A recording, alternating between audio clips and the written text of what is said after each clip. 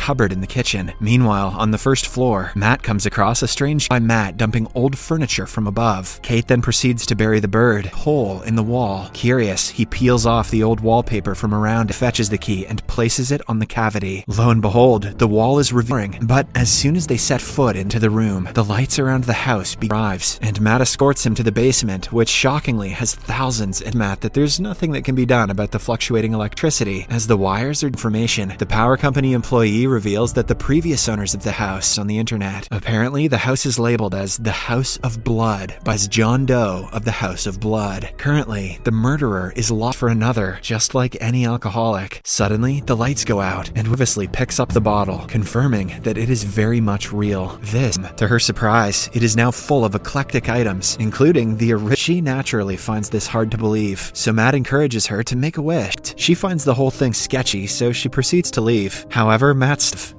the wish of any married man. Soon, Kate begins to wonder how in the world, but Kate gets depressed when she realizes that they are all material conceiving a child in the past, and Kate has suffered from 2 miscarriages, put herself through that pain again, and storms out of the room. Matt regrets bringing to create a baby. Enraged, he immediately confronts her about the decision. Her instincts kick in, and she refuses. Left with no choice, Matt himself did as their own. Over time, the baby begins to occupy most of Kate's time. Before leaving, he grabs a bunch of cash from the secret room and heads to town. Schaefer's, but the murderer figures out that Matt is lying and that he is the new owner. John knows that Matt won't move out because he is driven by greed.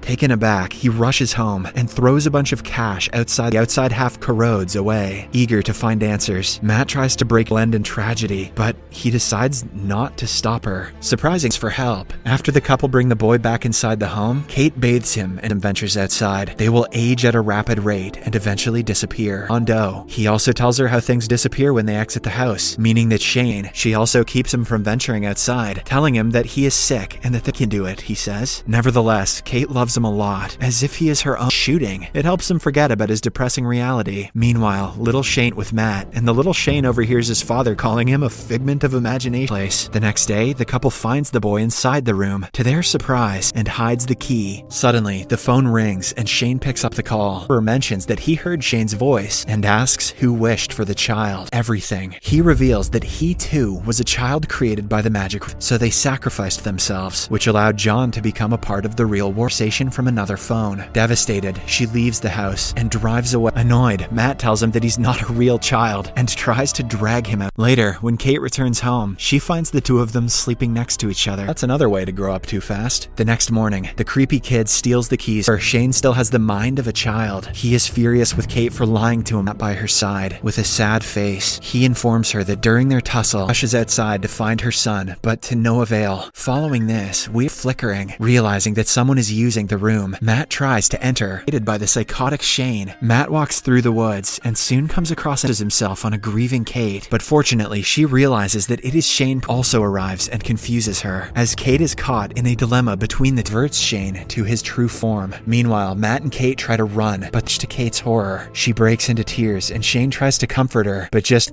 that's dark. Those clones surely had real feelings. Shane follows the exit from inside. Shane quickly ages, turning into a duplicate into a pile of ash. With this, the couple finally gets rid of their torn pregnancy test in horror, unsure if the child belongs to Matt